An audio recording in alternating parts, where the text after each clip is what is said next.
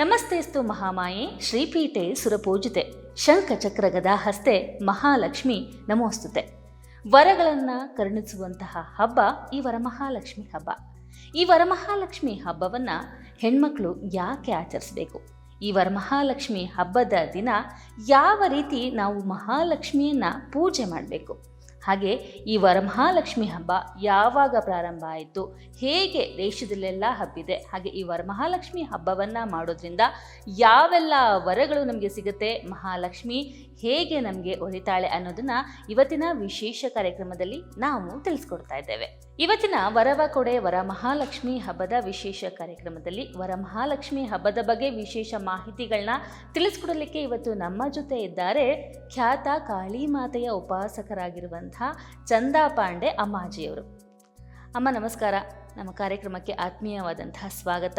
ನಿಮಗೆ ವರಮಹಾಲಕ್ಷ್ಮಿ ಹಬ್ಬದ ಹಾರ್ದಿಕ ಶುಭಾಶಯಗಳು. ನಮಸ್ತೆ ಅಮ್ಮ, ಈ ವರಮಹಾಲಕ್ಷ್ಮಿ ಹಬ್ಬ ಮೊದಲಿಗೆ ಅಂದರೆ ಚಿಕ್ಕ ಮಕ್ಕಳಿಂದ ಹಿಡಿದು ಮದುವೆ ಆಗಿರೋ ಹೆಣ್ಮಕ್ಳಿಂದ ಹಿಡಿದು ಮದುವೆ ಆಗಿರೋ ಎಲ್ಲರೂ ಕೂಡ ಆಚರಣೆ ಮಾಡುವಂತಹ ಹಬ್ಬ ವರಮಹಾಲಕ್ಷ್ಮಿ. ಇತ್ತೀಚೆಗಂತೂ ದೇಶಾದ್ಯಂತ ಬಹಳಷ್ಟು ಜನ ವರಮಹಾಲಕ್ಷ್ಮಿ ಹಬ್ಬವನ್ನು ಆಚರಣೆ ಮಾಡ್ತಾರೆ. ಅದರಲ್ಲೂ ನಮ್ಮ ಕರ್ನಾಟಕದಲ್ಲಿ ಈ ವರಮಹಾಲಕ್ಷ್ಮಿ ಹಬ್ಬವನ್ನು ಆಚರಣೆ ಮಾಡದೇ ಇರೋ ಹೆಣ್ಮಕ್ಳೇ ಇಲ್ಲ ಅಂತ ಹೇಳ್ಬೋದು. ಹಾಗಾಗಿ ಮೊದಲಿಗೆ ಅಮ್ಮ, ಈ ವರಮಹಾಲಕ್ಷ್ಮಿ ಹಬ್ಬವನ್ನು ಹೆಣ್ಮಕ್ಳು ಯಾಕೆ ಆಚರಣೆ ಮಾಡಬೇಕು? ಈ ವರಮಹಾಲಕ್ಷ್ಮಿ ಹಬ್ಬದ ಹಿನ್ನೆಲೆ ಏನು? ಯಾವಾಗಿಂದ ಈ ಹಬ್ಬ ಶುರು ಆಯಿತು ತಿಳಿಸ್ಕೊಡಿ. ತುಂಬ ಒಳ್ಳೆಯ ಪ್ರಶ್ನೆ. ಆದರೆ ಪ್ರಶ್ನೆಯಲ್ಲಿ ಒಂದು ಚಿಕ್ಕ ತಪ್ಪಿದೆ. ಏನು ಗೊತ್ತಾ? ಈ ವರಮಹಾಲಕ್ಷ್ಮಿ ಹಬ್ಬ ಅಲ್ಲ, ವರಮಹಾಲಕ್ಷ್ಮಿ ವ್ರತ ಬೇರೆ, ಹಬ್ಬ ಬೇರೆ. ಇದೇನಾಗಿದೆ, ಬರ್ತಾ ಬರ್ತಾ ಚಾಲನೆಯಲ್ಲಿ ಹಬ್ಬ ಅನ್ನುವ ಪದವನ್ನು ಒಳಗೂಡಿಸ್ಕೊಂಡಿದೆ. ಈ ವರಮಹಾಲಕ್ಷ್ಮಿ ವ್ರತವನ್ನು ಆರಂಭ ಮಾಡಿದ್ಯಾರು ಅನ್ನೋದು ಮುಖ್ಯವಾಗಿ ಬೇಕಾಗಿರುವಂಥದ್ದು. ಆಮೇಲಿಂದ ಯಾತಿಕೆ ಅನ್ನುವಂಥ ವಿಚಾರ. ಈ ಆರಂಭ ಎಲ್ಲಿಂದಾಗಿದ್ದು ಅಂದರೆ ಒಂದು ಸಾಧ್ವಿಯಿಂದ, ಅಂದರೆ ಒಂದು ಸತಿಯಿಂದ. ಒಂದು ಸತಿ ಅದು ಏನಂತಾರೆ ಅಂದರೆ ಬಹಳ ಮುಂಚೆ, ಅದು ಕಾಲಗಣನೆ ಅಂತ ಇಷ್ಟೇ ಅಂತ ಹೇಳೋದಲ್ಲ, ಅನಾದಿ ಕಾಲದಿಂದ ಬಂದಂಥ ಒಂದು ಪ್ರಸಂಗ, ಒಂದು ಕತೆ ಇದೆ ಈ ವ್ರತಾಚರಣೆ ಆರಂಭದ ಕತೆ. ಅದೇನೆಂದರೆ, ವಿದರ್ಭ ದೇಶ ಅನ್ನೋದಿತ್ತು. ಆ ವಿದರ್ಭ ದೇಶದಲ್ಲಿ ಕುಂಡಿನಿ ಅನ್ನೋ ಊರಿತ್ತು. ಆ ಊರಿನಲ್ಲಿ ಒಬ್ಬಳು ಚಾರುಮತಿ ಅನ್ನುವ ಒಂದು ಸಾಧ್ವಿ ಇದ್ದರು, ಅಂದರೆ ಸತಿ. ಒಂದು ದಂಪತಿಯರಿದ್ದರು. ಅವರು ಕಡು ಬಡವರಾಗಿದ್ದರು. ಅವಳು ದೇವಿಯನ್ನು ಬಹಳ ಪೂಜೆ ಮಾಡುವಂತಹ ಒಂದು ಹೆಣ್ಣು ಮಗಳಾಗಿದ್ಲು. ಗಂಡ ದುಡಿದು ತಂದ ಏನು ತರ್ತಾರೆ ಪದಾರ್ಥ, ಅಂದರೆ ಆದಾಯ ಇರುತ್ತೆ, ಅದರಲ್ಲೇ ತನ್ನ ಕುಟುಂಬವನ್ನು ನಡೆಸ್ಕೊಂಡು ತಾನು ಅರ್ಧ ಹೊಟ್ಟೆ ತಿಂದು ಗಂಡನಿಗೆ ಸಂಪೂರ್ಣ ಊಟವನ್ನು ಉಣಬಡಿಸಿ ಜೀವನ ಮಾಡ್ತಿರುವಾಗ ತಾಯಿಗನ್ಸತ್ತೆ, ಇವಳು ಇಷ್ಟು ನನ್ನನ್ನು ಪೂಜೆ ಮಾಡ್ತಾ ಇದ್ದಾಳಲ್ವ, ಇವಳಿಗೆ ನಾನು ಒಳ್ಳೇದು ಮಾಡಬೇಕು ಅಂದರೆ ಏನು ಮಾಡಬೇಕು, ನಾನು ಇವಳಿಗೊಂದು ವರವನ್ನು ಕೊಡಬೇಕು ಅನ್ನುವಂಥ ಒಂದು ಪದವನ್ನು ತಾಯಿಯ ಸ್ಮೃತಿ ಪಟಲದಲ್ಲಿ ಓಡುತ್ತೆ. ಓಡಿದಾಗ ಆ ಹೆಣ್ಣು ಮಗಳ ಕನಸಿನಲ್ಲಿ ಹೋಗ್ಬಿಟ್ಟು ಹೇಳ್ತಾರೆ, ಈ ಶ್ರಾವಣ ಶುಕ್ರವಾರ ಟೈಮಲ್ಲಿ ನೀನು ನನ್ನನ್ನು ಹಿರಣ್ಯ ವರ್ಣದಲ್ಲಿ ಬರ್ತಾಳೆ ಅನ್ನುವ ಉಲ್ಲೇಖ ಕೊಡ್ತಾರೆ. ಇದೊಂದು ಪ್ರಸಂಗ. ಬಂಗಾರದ ಸೀರೆಯನ್ನುಟ್ಟು ಬಂಗಾರದ ಒಂದು ಒಡವೆಗಳನ್ನು ಧಾರಣೆ ಮಾಡ್ಕೊಂಡು ತಾಯಿ ಅವಳ ಕನಸಲ್ಲಿ ಬಂದು ಹೇಳ್ತಾಳೆ, ನೀನು ನಾಳೆ ಈ ಥರ ಒಂದು ವ್ರತವನ್ನು ಆಚರಣೆ ಮಾಡು. ಆ ವ್ರತಾಚರಣೆ ಹೇಗಿರಬೇಕು ಅಂದರೆ ಅತಿ ಸರಳವಾಗಿದ್ದರೂ ಪರವಾಗಿಲ್ಲ, ಶಾಸ್ತ್ರೋಕ್ತವಾಗಿ ಮಾಡು. ಅದು ಮಾಡಿದ ನಂತರ ನಿನಗೆ ನಿನ್ನ ಎಲ್ಲ ಸಂಕಷ್ಟಗಳಿಂದ ಮುಕ್ತಿ ಸಿಗತ್ತೆ, ಅಂದರೆ ಪರಿಹಾರ ಆಗತ್ತೆ. ಸಂಕಷ್ಟ ಅಂದರೆ ಯಾವುದು? ಅವ್ರಿಗೆ ಊಟಕ್ಕೂ ಇರಲಿಲ್ಲ ಅಲ್ವಾ, ಕಡು ಬಡತನ, ಕಡು ಆರ್ಥಿಕ ಪರಿಸ್ಥಿತಿ, ಕಡು ಬಡತನ ಇರೋದ್ರಿಂದ ನೀನು ಇದನ್ನು ಮಾಡು. ಈ ಥರ ಮಾಡಬೇಕು. ಯಾವ ಥರ ಮಾಡಬೇಕು ಈ ಪ್ರಶ್ನೆ. ಅಂದರೆ ಲಕ್ಷ್ಮೀ ಉವಾಚ ಅಂತೀವಿ. ಲಕ್ಷ್ಮಿಯೇ ಇದನ್ನು, ಈ ಸಾಕ್ಷಾತ್ ಲಕ್ಷ್ಮೀ ದೇವಿನೇ ಭಕ್ತೆಗೆ ಬಂದು ಹೇಳಿರುವಂತಹ ಒಂದು ವ್ರತ ಇದು. ಹೌದು, ವ್ರತಾಚರಣೆ, ವ್ರತ ಹೇಳಿದ್ದು, ಆಚರಣೆ ಇವರು ಮಾಡಿದ್ದು, ವ್ರತಾಚರಣೆ ಅಂತ ಹೇಳ್ತೀವಿ. ಆಯ್ತಾ? ಅದನ್ನು ಅವ್ರು ಹೇಳ್ತಾರೆ ಲಕ್ಷ್ಮಿ. ಹಾಗಿದ್ರೆ ನಾ ಹೇಗೆ ಮಾಡಬೇಕು? ನಾನು ಬಡವಳು, ನನಗೇನಿಲ್ಲ ಅಲ್ವಾ ನನಗೆ ಮಾಡಲಿಕ್ಕೆ, ಯಾವ ರೀತಿ ಮಾಡಬೇಕು ಅಂದಾಗ ಅವ್ರು ಹೇಳ್ತಾರೆ, ಲಕ್ಷ್ಮಿ ನಿನ್ನ ಕೈಯಲ್ಲಿ ಏನಾಗುತ್ತೆ ಅದನ್ನೇ ಕಳಸವಾಗಿ ಸ್ಥಾಪನೆ ಮಾಡು. ಸ್ಥಾಪನೆ ಮಾಡಿದ ನಂತರದಲ್ಲಿ ಅರಿಶಿಣದ ಬಟ್ಟೆಯನ್ನು ಪ್ರಯೋಗ ಮಾಡು.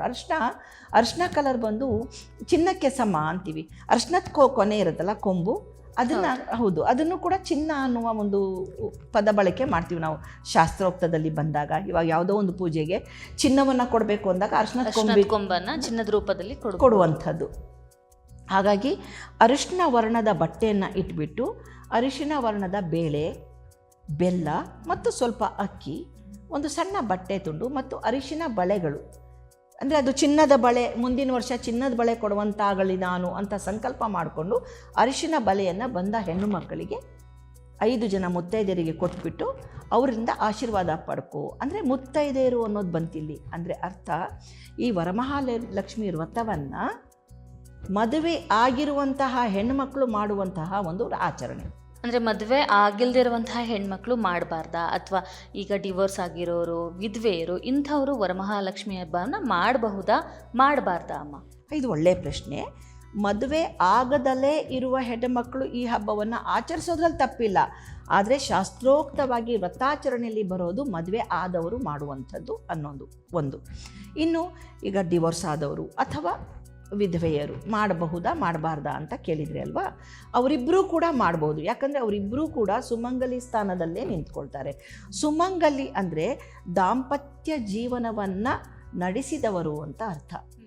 ಈಗ ನಮ್ಮಲ್ಲಿ ಹೇಳ್ತಾರೆ, ಹಿಂದೂ ಶಾಸ್ತ್ರದಲ್ಲಿ ಒಂದು ಸರ್ತಿ ಮಾಂಗಲ್ಯ ಧಾರಣೆ ಆದಮೇಲೆ ಅವರು ಶಾರೀರಿಕವಾಗಿ ಗಂಡ ಇರಲಿ ಅಥವಾ ಬಿಡಲಿ ಅವರು ಸುಮಂಗಲಿಯೇ.